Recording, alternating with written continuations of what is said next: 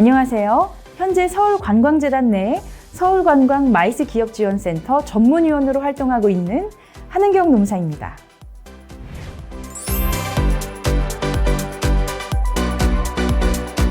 대표님들 요즘 기업 운영하기 참 어려우시죠? 관광산업이 다시 활기를 찾아가고는 있다지만 금리 인상에 가격 경쟁에 기업 활동을 제한하는 각종 법규까지 우후죽순으로 생겨나면서 요즘 기업 운영하기 정말 어렵습니다. 이에 서울관광재단에서는 제도약을 꿈꾸는 분들을 위한 리스타트 프로그램을 진행하고 있는데요. 경영법무, 인사노무, 회계세무, 심리상담 등 여러 컨설팅을 지원하는 가운데 오늘은 제가 인사노무에 관하여 말씀드리고자 합니다. 네, 요즘 많은 회사가 폐업을 고민하고 있습니다. 그런데 폐업을 한다는 것은 무슨 뜻일까요? 세무서에서 폐업 신고서만 제출하면 끝일까요? 회사가 폐업한다는 것은 직원들의 입장에서는 회사가 없어지고 고용관계도 전부 종료된다는 뜻이기 때문에 마무리가 잘 되지 않으면 폐업한 이후에도 향후 5년간 각종 사건에 휘말릴 수 있습니다.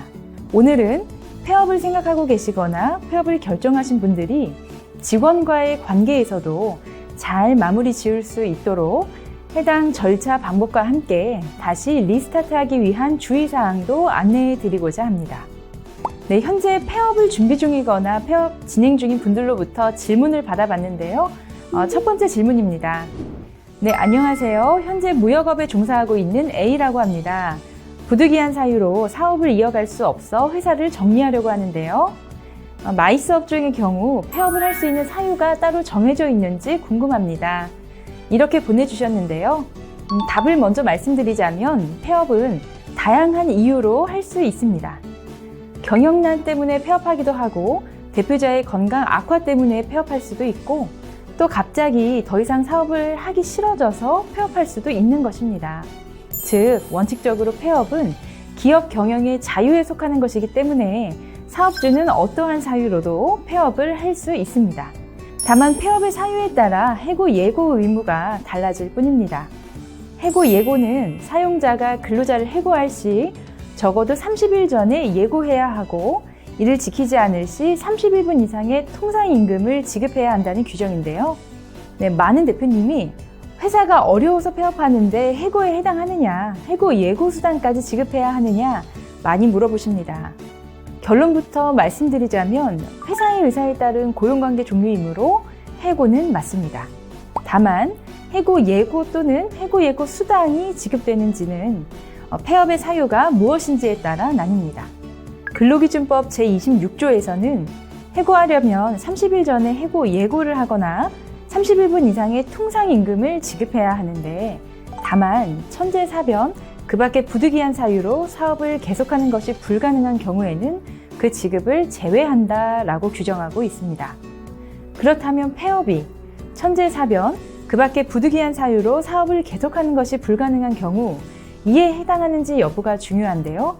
고용노동부의 행정해석은 이렇습니다.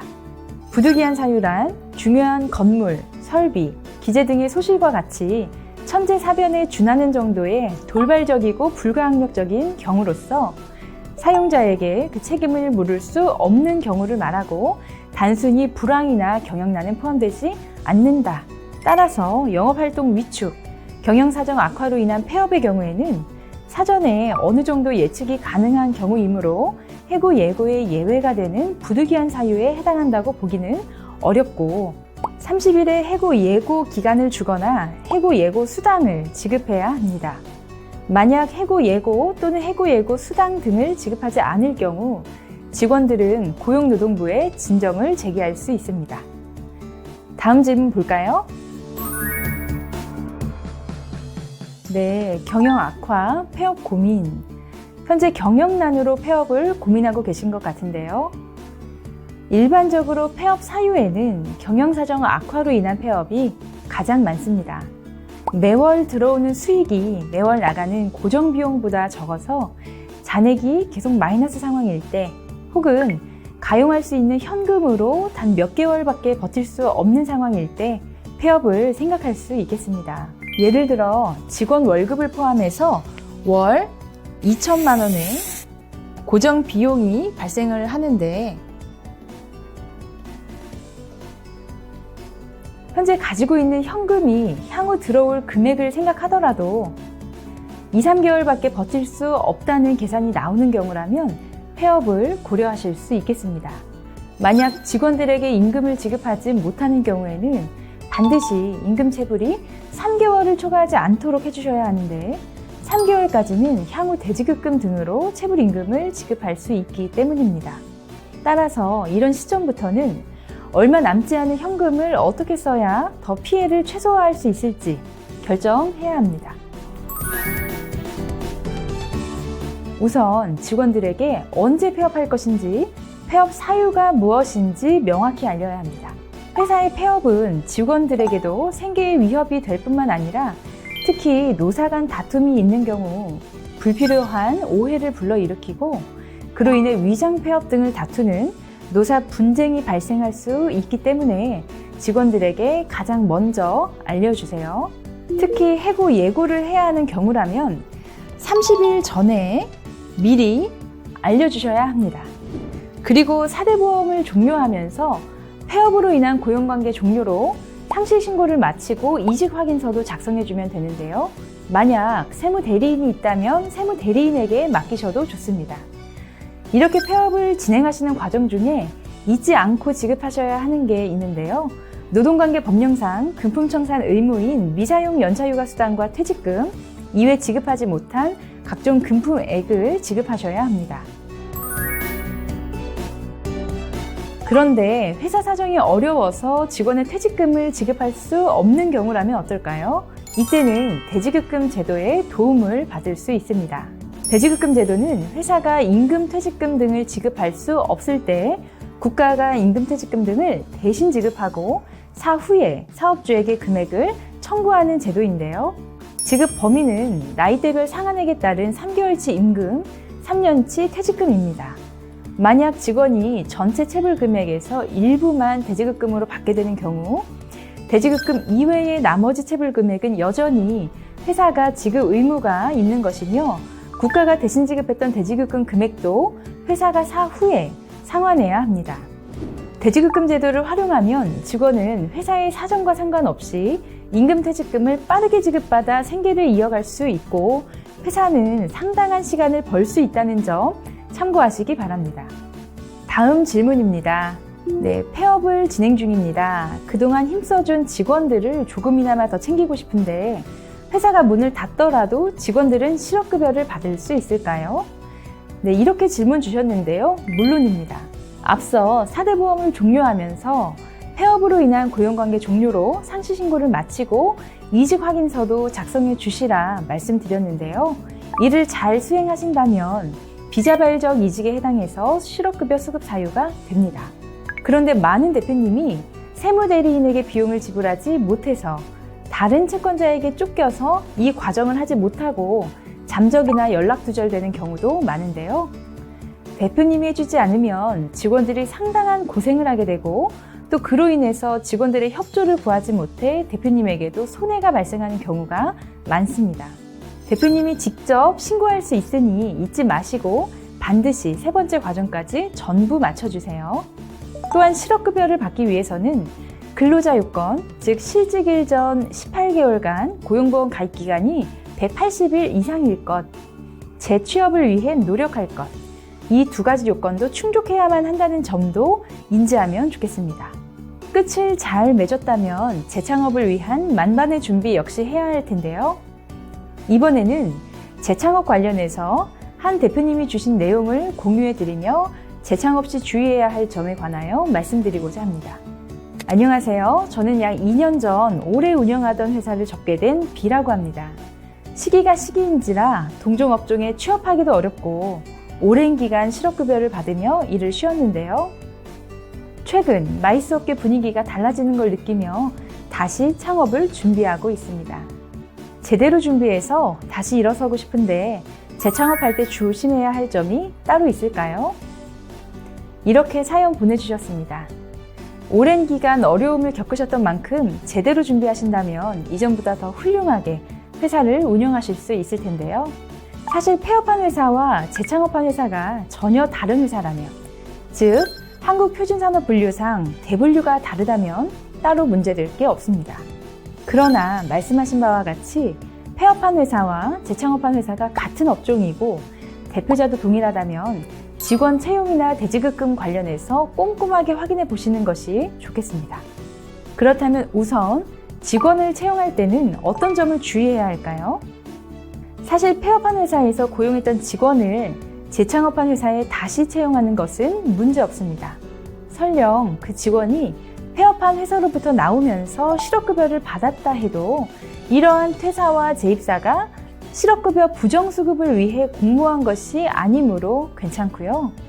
다만 폐업한 회사에서 고용했던 직원을 재창업한 회사에 고용하면서 신규 채용으로 고용노동부 지원금을 신청하고자 하는 경우에는 관련 사업주 규정에 따라 제한이 있습니다. 즉 근로자가 퇴사 후 1년 이내에 동일한 사업주에게 고용되는 경우 관련 사업주가 되어서 지원금 지급이 제한되는 건데요. 1년 이후에 고용될 시에는 지원금 지급이 가능하니 이 점 참고하시기 바랍니다. 네, 다음으로 대지급금 관련인데요. 폐업한 회사에서 직원들이 대지급금을 받았는데 회사의 자금이 부족해서 근로복지공단에 전부 지급하지 못한 경우라면 주의를 하셔야 합니다. 근로자들이 대지급금을 지급받으면 회사가 사후에 근로복지공단에 지급된 대지급금 금액을 납부해야 하는데 회사에 자금이 없어서 납부하지 못한 채 폐업하고 동일한 회사를 이후에 재창업하는 경우 폐업한 회사와 재창업한 회사를 동일한 회사로 보아, 즉 위장 폐업으로 보아 구상권이 청구될 수 있다는 점도 꼭 유의하셔야 합니다. 네, 마지막으로 제가 상담을 진행하며 가장 많이 받는 질문에 대해 말씀드려 볼게요. 네, 관광 마이스업계 특성상 지방이나 해외 출장을 자주 가는데 그 이동 시간이 근로 시간에 포함되는지에 대해 가장 많이 질문하십니다. 근로기준법 제58조에서는 근로시간의 전부 또는 일부를 사업장 밖에서 근로해서 근로시간을 산정하기 어려운 경우 소정근로시간 또는 통상 필요한 시간을 근로한 것으로 간주하는 간주근로시간제가 규정되어 있습니다. 또 노동부에서는 근로자 대표와 서면 합의를 통해서 통상 필요한 시간을 정하는 것이 바람직하다라고 하고 있는데요. 해외 출장을 위해서 집 또는 회사에서 출발해서 공항으로 이동하거나 출장지에서 단순히 이동하는 시간은 근로시간으로 보기 좀 어렵지만 다만 휴일에 출장지에서 업무를 수행해야 하거나 아니면 이동 중에 회사의 지시를 받아 업무를 수행해야 한다면 근로시간으로 인정됩니다. 즉 사용자의 지휘 감독 아래에 있는 시간인지를 기준으로 판단해야 되고 현실적으로 공항에서의 출입국 절차, 비행 대기, 비행 시간의 경우에는 업무에 반드시 필요한 시간이고 실질적인 부속 상태에 있다고 보여지기 때문에 근로시간이 인정될 것입니다. 해외 출장지에서 실제 업무를 하시는 경우에 근로기준법 제58조에 따라서 특별한 사정이 없는 한 소정근로시간을 근로한 것으로 볼 수 있으나 만약 출장 지역 간 이동에 통상 소요되는 시간을 포함해서 소정 근로시간을 초과해서 근로할 필요가 있는 경우에는 업무 수행에 통상 필요한 시간에 맞춰서 임금을 지급하셔야 합니다. 서울관광 마이스 기업지원센터 리스타트 프로그램에서는 인사 노무와 관련해서 다양한 지원을 제공해드리고 있습니다. 서울관광 마이스 기업이라면 누구나 관광 마이스 전문 노무사에게 무제한 상담을 받을 수 있고 인사노무 컨설팅도 받아볼 수 있습니다. 직원 채용 시부터 퇴직 시까지 회사의 의무와 주의사항이나 임금체불 부당해고 직장 내 괴롭힘 등 각종 사건이 발생되었을 때에도 빠르고 확실하게 노무사의 상담을 받아보실 수 있습니다. 또한 회사가 직접 하기 어려운 근로계약서 취업규칙, 연차유급 휴가, 고용노동부 지원금, 노동부 근로감독 대응에 대한 컨설팅까지 서울관광 마이스 기업지원센터에서 제공하고 있으니 많이 이용해 주시기 바랍니다. 네, 지금까지 재창업을 희망하는 마이스 전 현직 종사자분들에게 실질적으로 도움이 될 수 있는 인사와 노무에 관하여 말씀드렸습니다. 시청해 주셔서 감사합니다.